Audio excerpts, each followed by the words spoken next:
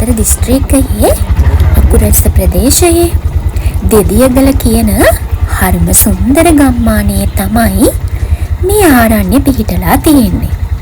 ඉතින් මේ ආරණ්‍ය වෙත යන ගමන හරිම සුන්දර දසුණක්.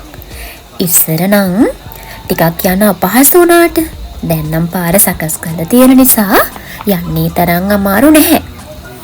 අපි අරකට හැමෝම දාණයට ලෑස්ති වෙලා. ඉතින් ගියපු ගමන් මුලින්ම බුද්ධ පූජාව පූජා කළා. පේනව නේද පොඩි දඟයගේ දඟ වැඩ. ඉතින් අපි ගිහිල්ලා ටික වෙලාවකට පස්සේ ආරණ්‍යයේ ඉන්න ස්වාමින් වහන්සේලා ටික ඔයාලා මේ දකින්නේ ඒ දානිය වෙත එන හරිම පින්බර දසුන. ස්වාමින් වහන්සේලා ඔක්කොම දානිය මළුව වෙත ඇවිල්ලා සියලු දෙනාම දාන පාත්‍ර ලබලා දෙනවා දානය බෙදලා දෙන්න. ඊට පස්සේ හැමෝම දානය පූජා කරලා ඉවර වුණාට පස්සේ ලොකු ස්වාමීන් වහන්සේ දහම් දේශනා කරන්න නවතිනවා. අනිත් ස්වාමීන් වහන්සේලා තමන්ගේ දාන පාත්‍රයත් අරගෙන ස්වාමීන් වහන්සේලාගේ කුටි වෙත යනවා.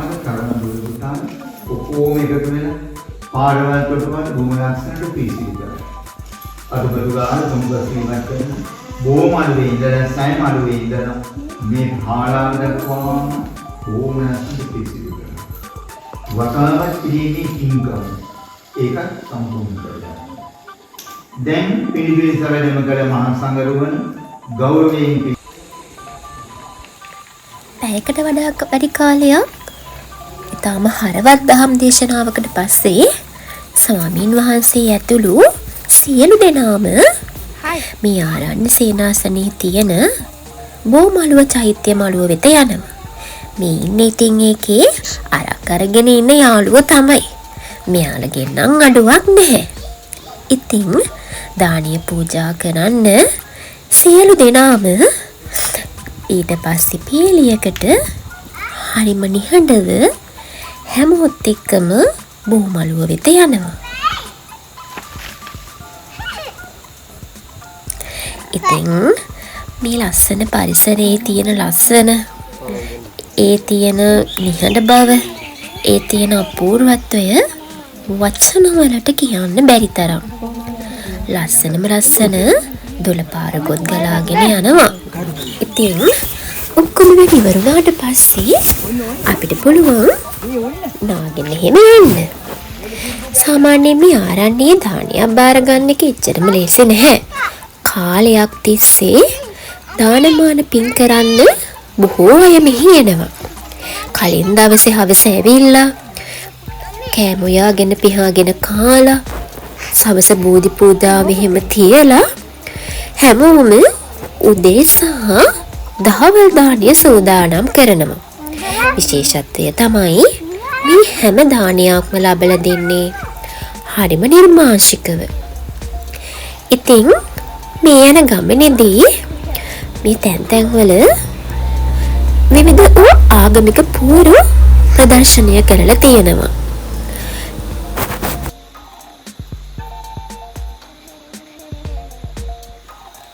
පින්වත් තරුණ තරුණියනි, මේ පූජා භූමිය තුලදී විනීතව හැසිරෙන්න, ඔබගේ ආත්ම ගරුත්වය ආරක්ෂා කරගන්න.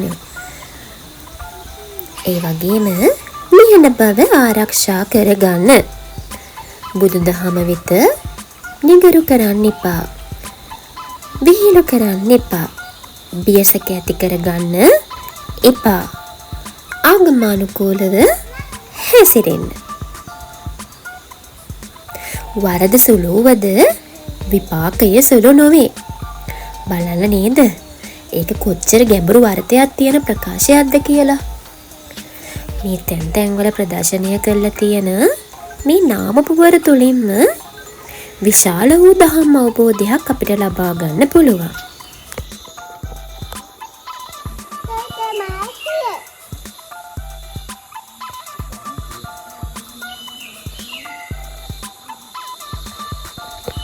විහාර මන්දිරයේ බෝමළුව ස්වාමීන් වහන්සේ වහන්සේලාගේ කුටි පිහිටලා තියෙන්නේ මෙන්න මෙතනින් එහාට තියෙන ප්‍රදේශයේ.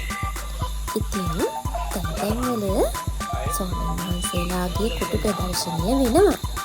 අපිට නිතර මේ මාර්ගයේ යන්න බෑ. හැබැයි දහවල් 12 10ක් අතර කාලයේදී අපිට ඕනනම් ගිහිල්ලා කුටි නරඹන්න පුළුවනි.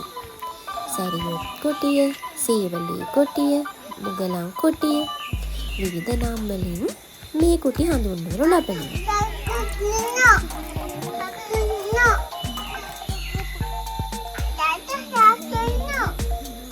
මේ ආරණ්‍ය සේනාසනයේ බොහෝ කාලයක ඉඳලා පාරම්පරිකව බොහෝ පිරිසක් දානය දෙනවා. අපි ගියේ පුංචි දරුවෙක්ගේ අවුරුද්දේ උපන්දින පාටියකට. පාටියක් නම් නෙවෙයි. ඒක දානමය පින්කමක්. ඉතින් ඔයාලට මෙන්න මේ වෙලාවෙදි දැක ගන්න පුළුවන් කුටියකට යන මාර්ගයක්. මමත් පොඩ්ඩක් දුරට ගියා. හැබැයි වැඩි දුරකට නම් ගියේ නැහැ. මොකද කාන්තා පාර්ශවයේ විදියට අපි ඒ වගේ ගමනක් යන එක එතරම් සුදුසු නැහැ කියලයි මට නම් සිතුනේ. ඉතින් ඒ විතරක් නෙවෙයි. මේ ආරණ්‍ය සේනාසනයට දාන දෙන පිරිස කලින් දවසේ සන්ධ්‍යා කාලයේ තමයි මේ ස්ථානයට පැමිණෙන්නේ.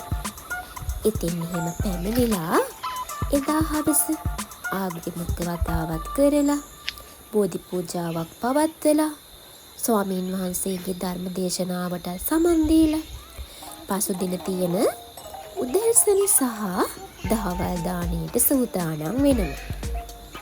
මේ සියලුම දාන හරිම නිර්වාංශිකයි. ඒ වගේම තමයි බොහොම සැදැහැවත් සිතෙන් තමයි මේ සියලුම දානමාන පිළිවෙල කරන්නේ.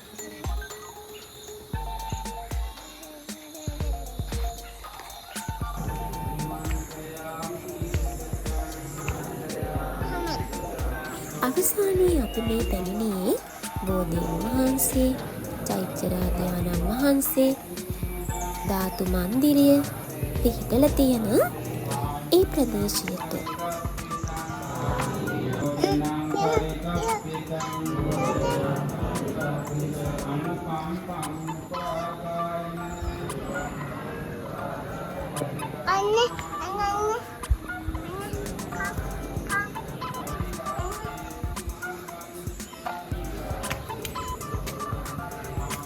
ස්වාමීන් වහන්සේ නැවතත් එම ස්ථානයේදී ආගමික දේශනයක් පවත්වනවා.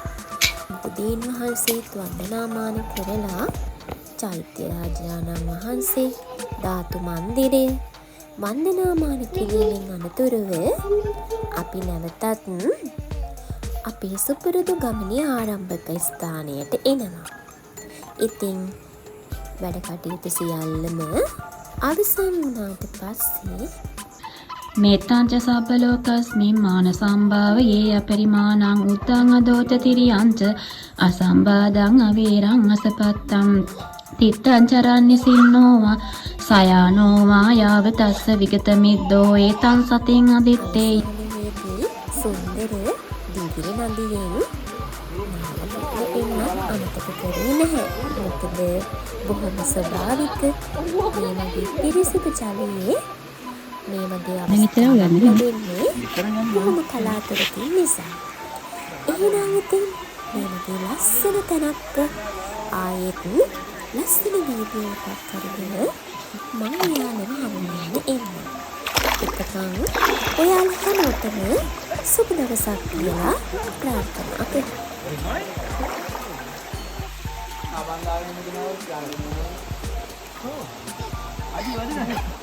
හරි දැන්